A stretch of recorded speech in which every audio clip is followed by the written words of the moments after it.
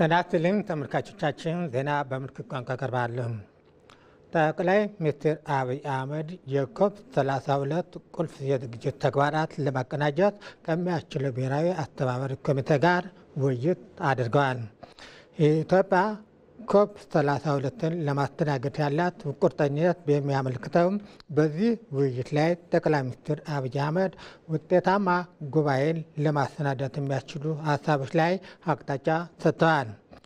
ኮፕ 32 ጉባኤን ኢትዮጵያ ለሀገር ግንባታ፣ ለገጽታ ግንባታና ለአየር ንብረት ለውጥ ጉባኤ ስኬታማነት ትኩረት በማድረግ እንደምትሰራ ተናግረዋል።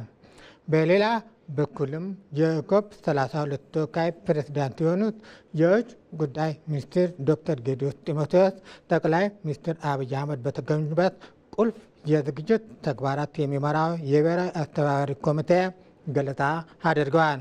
ዶክተር ጌዲዮን የኮፕ 32 ጉባኤ አገሪቱ እስካሁን በተለያየ ደረጃ ስታከናውናቸው ከነበሩ ዓለም አቀፍ ጉባኤዎች የተለየ መሆኑን ተናግረዋል።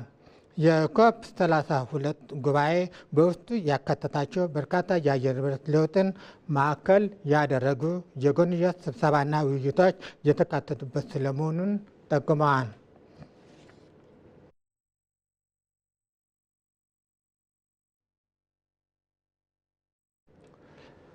የብሔራዊ ዲጂታል ትራንስፎርሜሽን ምክር ቤት 5ኛ መደበኛ ስብሰባውን አካሂዷል።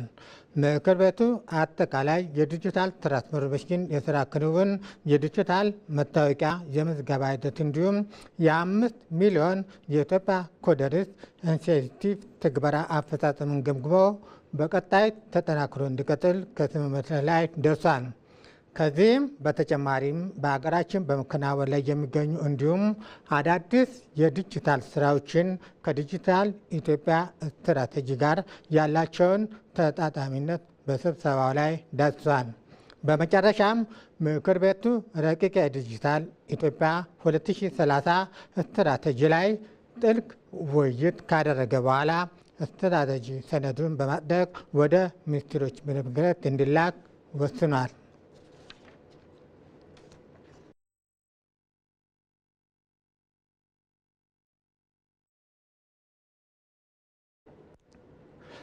አመራሩ ለልማት ግቦች ስኬት ከተለመደው አካሄድ በመውጣት በላቀ ቁርጠኝነት ሊሰራ እንደሚገባ የሲዳማ ክልል ርዕሰ መስተዳድር ደስታ ሌዳሞ ገለጹ።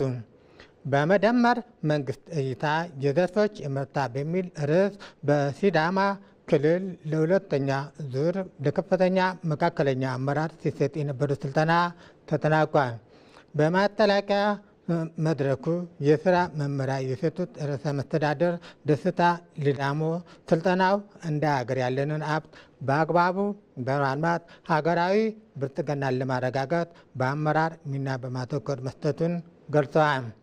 ለተፈጠረው መነሳሳት በተግባር አስደግፎ ወደ ውጤት መቀየር ተግባራት በየደረጃው በጥብቅ የአሰራር ስርዓት እንዲያልፉ መደረጋቸውን ተናግረዋል።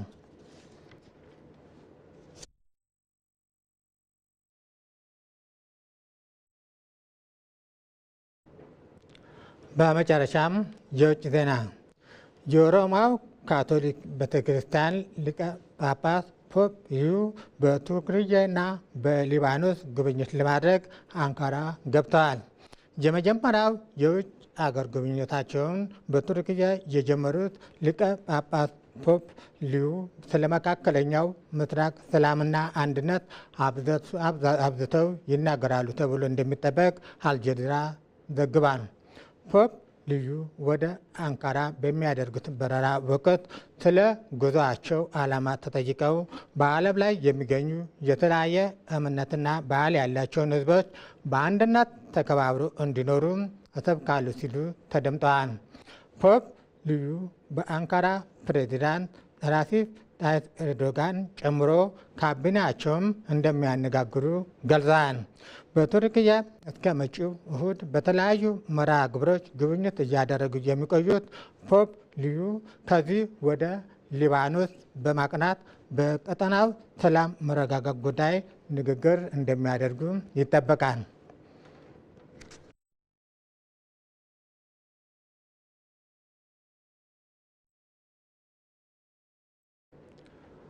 ዜናው አበቃ። ከቀሪ ፕሮግራሞቻችን ጋር መልካም ቆይታ